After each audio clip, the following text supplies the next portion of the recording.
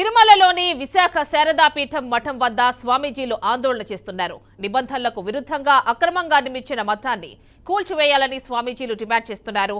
శ్రీకాకుళానికి చెందిన శ్రీనివాసానంద సరస్వతి స్వామి ఆధ్వర్యంలో పలువురు స్వామీజీలు ఆందోళన చేస్తున్నారు. దీనిపై మరిన్ని డీటెయిల్స్ మా కరెస్పాండెంట్ గోపీనాథ్ అందిస్తారు. కార్యక్రమాలు జరిగాయి. దానికి ఉదాహరణ విశాఖ శారదాపీఠానికి సంబంధించి అనుమతులు లేకుండా కూడా భారీ మొత్తంలో నిర్మాణాలు చేపట్టారు. ఇప్పటి వరకు కూడా ఎంతో మంది భక్తులు తిరుమలకు వచ్చి ఇప్పటికే కూడా మఠాధిపతులు కావచ్చు, పీఠాధిపతులు చాలా మంది శ్రీవారి భక్తులు ఇక్కడికి వచ్చి పెద్ద ఎత్తున నిరసన వ్యక్తం చేయడం జరిగింది. అయితే విశాఖ శారదాపీఠానికి సంబంధించి విపరీతమైన అక్రమాలకు పాల్పడిన నేపథ్యంలో ఆ బిల్డింగ్స్ అన్నింటినీ కూడా మొత్తం కూడా మఠానికి సంబంధించిన బిల్డింగ్స్ అన్ని కూడా కూల్చివేయాలంటూ కూడా శ్రీకాకుళం నుంచి వచ్చిన స్వామీజీలు ఇవాళ ఆందోళన వ్యక్తం చేస్తున్నారు. స్వామి చెప్పండి, ఏం అక్రమాలు జరిగాయి, మీరు ఏమేమి గుర్తించారు? ఈ బిల్డింగ్ అంతా కూడా అక్రమాలంటూ కూడా ఇప్పటికీ కూడా మీరు కావచ్చు కొంతమంది భక్తులు ఆరోపిస్తున్నారు. ఏమేమి మీరు ఇక్కడ గమనించారు? నమో వెంకటేశాయ. శ్రీనివాసానంద స్వామి అమరారామ క్షేత్రం. మేము ఈ క్షేత్రానికి ఇక్కడికి తిరుమల రాగానే ఇవన్నీ కూడా పరిశీలించగానే ఇక్కడ ఉన్న బేస్మట్టం భీములు కూడా వంగిపోయి ఉన్నాయండి. ఇంకోటి, ఇక్కడ గతంలో వరదలు వచ్చినా వర్షం భారీగా పడినా కూడా ప్రవహించే కాలువని 20 అడుగులు మేర పూడ్చి ఇక్కడ ఒక 400 నుంచి 300 చెట్లు వరకు ఆ చెట్లు కూడా పడేసి ఉన్నాయి. అక్కడే ఎండిపోయి కూడా ఉన్నాయి చెట్లు, మీరు చూడొచ్చు ఇప్పుడు ప్రత్యక్షంగా. అట్లా ఇక్కడ తిరుమల క్షేత్రం అనేది అత్యంత పవిత్రకరమైంది. ఇక్కడ ఉండే ప్రతి వృక్షం కూడా మనం ఒక మహర్షిలాగా భావిస్తాం. అట్లా మన హిందూ సంఘాలన్నీ కూడా తిరుమల ధర్మాన్ని, తిరుమల ఆచారాన్ని ఇతర రాష్ట్రాలు, ఇతర దేశాలు కూడా పాటిస్తుంటే మన తిరుమల క్షేత్రంలో మాత్రం ఆ పద్ధతికి, తిరుమల ధర్మానికి, తిరుమల ఆగమ శాస్త్రానికి, ఆచారాలకు కూడా మిగతా వాళ్ళంతా ఇక్కడోళ్ళు నీళ్లు వదిలేస్తున్నారని చెప్పి నేను ఇక్కడ ఈ పర్యవేక్షణలో నేను చూశాను. ఇక్కడ అండర్ గ్రౌండ్ గదుల్లాగా ఒకటి కట్టేసి మూసేశారు. ఇంకోటి, ఫైర్ సేఫ్టీ రావడానికి, ఫైర్ సేఫ్టీ ఏదైనా ఫైర్ యాక్సిడెంట్ జరిగినా, ఒకవేళ వరదల వల్ల ఏదన్నా బిల్డింగ్ కూలి పడిపోవడానికి అట్లాంటివి జరిగినా కూడా వాళ్ళని రెస్క్యూ చేసే ఖాళీ కూడా లేదు. ఇక్కడ పక్క వాళ్ళ గోడని ఆనిచ్చి పక్క వాళ్ళ గోడని కూడా పగలగొట్టి దీంట్లో కలిపి గ్యాప్ లేకుండా కూడా కనీసం 2 అడుగులు గ్యాప్కు ఫైర్ సేఫ్టీకి 3 మీటర్ల పైన రావాలి. కనీసం 2 అడుగులు కూడా లేదు.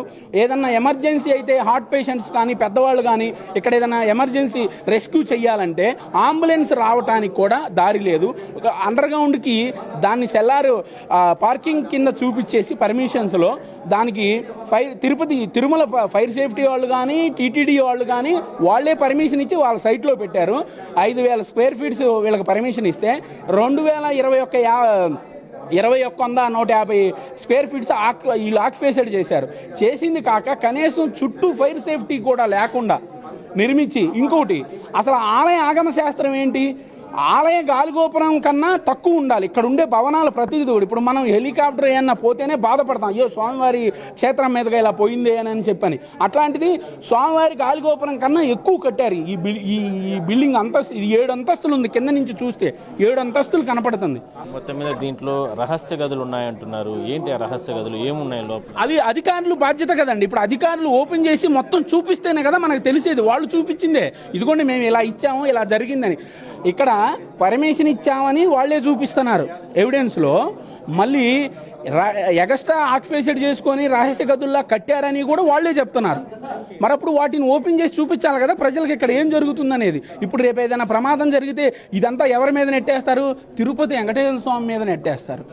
ఏంటి ఈవో గారిని ఏమైనా కలిసారా? మరి ఏం చేయబోతున్నారు మీ పోరాటానికి? కలుస్తామండి. ఇప్పుడు ఈవో గారు ఆల్రెడీ ఫోన్లో మాట్లాడే ఇక్కడికి రమ్మని చెప్పి ఇదంతా మీరు ఇచ్చిందే కదండి, లెటర్స్ మీ సైట్లో ఉన్నాయే, మీరు చెప్పినవే కదా ఆక్యుపేషన్ చేశారని. ఈవో గారు పిఏ గారితో మాట్లాడాం, వస్తున్నామన్నారు. ఇది ఖచ్చితంగా ఇక్కడున్న ఇకనైనా సరే ఒక కమిటీ వేసి ఇక్కడ జరిగేవన్నీ కూడా, ఈ ఎన్ని మఠాలు అయితే ఉన్నాయో ఇది ఒక్కటే కాకుండా దీన్ని ప్రథమం ఇక్కడి నుంచే ప్రక్షాళన, ఎన్ని మఠాలు అయితే ఉన్నాయో అన్ని మఠాల్లో ఏమేమి జరుగుతున్నాయి, అసలు సేవలు చేస్తున్నారా, వెంకటేశ్వర స్వామి పేరు మీద ఇవన్నీ తీసుకొని నామ్స్లో ఏమేమైతే పెట్టారో అవన్నీ చేస్తున్నారా లేదా అనేది ఒక కమిటీ వేసి నిజ నిర్ధారణ తేల్చుకొని ఎవరైతే వాటికి విరుద్ధంగా ఉండారో వాళ్ళకి పర్మిషన్ రద్దు చేసి చేయాలని చెప్పి నేను కోరుకుంటున్నాను.